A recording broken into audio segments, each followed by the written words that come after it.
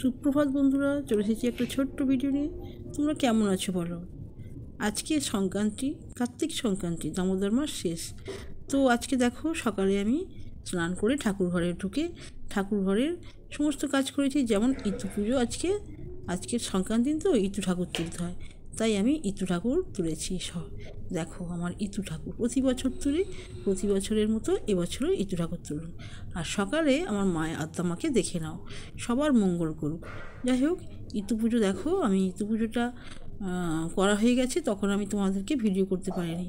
তাই ইতু পুজোটা তোমাকে এমনি আমি যে তোলার পর তোমাদেরকে দেখাচ্ছি। হিমচে গাছ, কলমি গাছ, কচু গাছ, মান গাছ, এসব দিয়ে মাটি দিয়ে এই 5 করা এইসব দিয়ে ইতু ঠাকুর তুলতে হয়। অষ্টচাল অষ্টদূর্বা কলস পাত্রে থুয়ে শুনো এক মনে ইতুর কথা সবে প্রাণ ভরে। ইতু দেন বর ধনধান্যে পুত্র পৌত্রে বারুক তাদের ঘর। কাঠি কুটি কুড়াতে গেলাম, ইতুর কথা শুনে এলাম। এ কথা শুনলে কি হয়, নির্ধনের ধন হয়, অপুত্রের পুত্র হয়, অসারণের স্মরণ হয়, অন্ধের চক্ষু হয়, আইবুড়োর বিয়ে হয়, অন্তিমকালে স্বর্গে যায়। বন্ধুরা, এটা হচ্ছে ইতুর প্রণাম মন্ত্র। যাই হোক, আমি আলপনা দিয়ে দিয়েছি।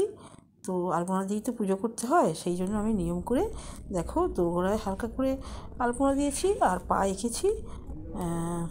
তো আমাদের মা আদ্দামাকে একবার দেখে নাও তোমরা সকলে মিলে। আর দেখো আলপনাটা খুব হালকা করে দিয়েছি, এই যে পা এঁকেছি, মায়ের পা আর এঁকেছি দোরগোড়ায় একটু মানে কলকা দিয়েছি। যাই হোক, এইবার আমি চুলটা একটু আঁচড়াচ্ছি, মাথাটা ভীষণ চুলকাচ্ছে। সেই জন্য চুলটা দিয়ে ভালো করে চুলটা আমি শক্ত করে আঁচড়াচ্ছি। এইবার তোমাকে চা খেতে হবে। সকালটা অনেকটা মানে 9টা 9:30 বেজে গেছে বন্ধুরা।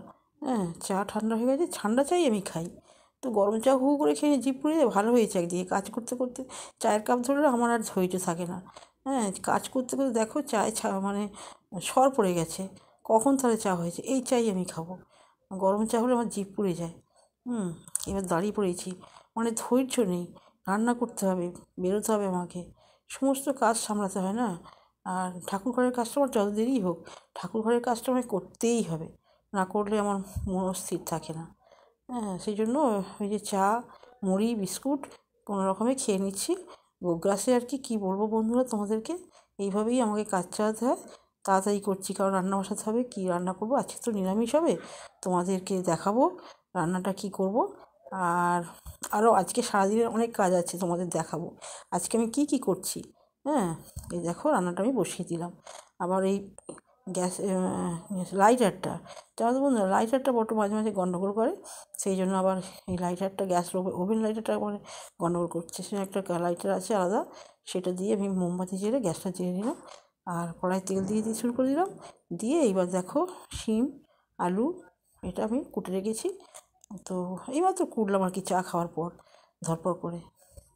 এইটা একটু পোস্ত বানাবো, আর কচু ভাজা দেবো, করলা আলু ভাজা দেবো। এই পর্যন্ত আজকে রান্না, কিন্তু আর বিশেষ রান্না করব না, কারণ বিকালে কদিনই যাচ্ছি, 3 দিন হয়ে গেল আজকে নিয়ে।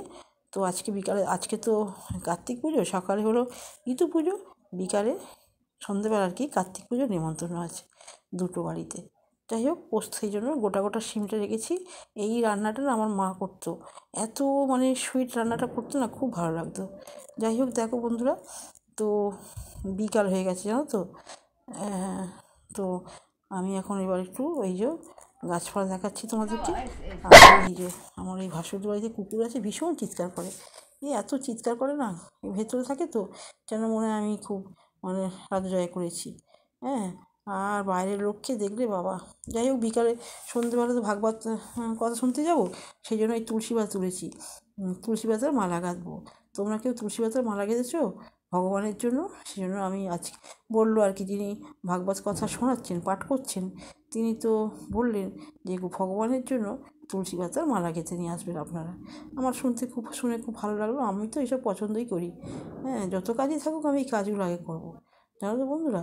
যাই হোক, আমি এই ফাঁস দিয়ে এতে কিন্তু ছুঁচ ব্যবহার করবো না।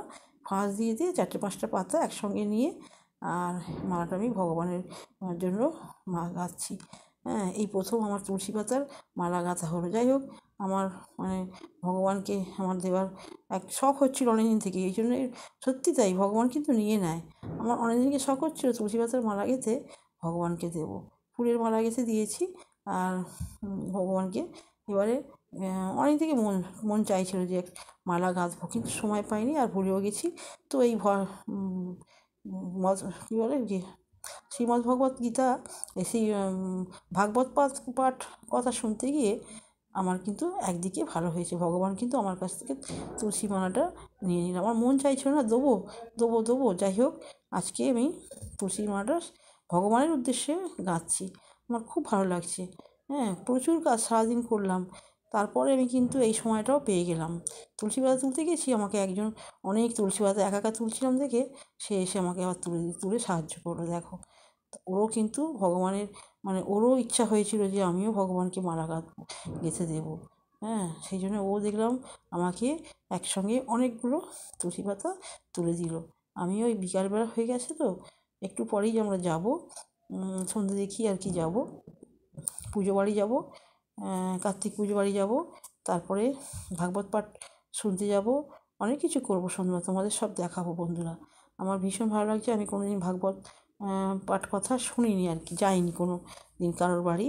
তো আজকে যাব, কদিনই যাচ্ছি, 3 দিন পর পর, আজকে লাস্ট দিন। আর ভগবান সবাইকে ভালো রাখো, মঙ্গল করো। হ্যাঁ, এই দেখো 5টা করে পাতা নিয়ে কী সুন্দর ভালো লাগছে খুব মালাটা গাঁথতে, ফাঁস দিয়ে দিয়ে এদিকে মানে ফাঁস দিয়ে দুদিকে টান দিচ্ছি। দেখো এই যে মালাটা এরকম হয়েছে, এখনও হবে, দেখো এখনও কিন্তু হবে। এইভাবে টান দিয়ে মালাটা আমি গাঁথছি। হ্যাঁ, খুব ভালো লাগছে, দেখতে পাচ্ছ? হ্যাঁ, একটা গান হচ্ছিল এই সময়, ভগবানেরই একটা গান হচ্ছিল। হ্যাঁ, সেটাতেই আমি হাত নাড়ছি, আমার খুব ভালো লাগছে। কিন্তু এখানে তুই ওই গানটা দিলে যদি দেয় ভাগবত পাঠ এইখানে আমার এসেছি বাড়ি।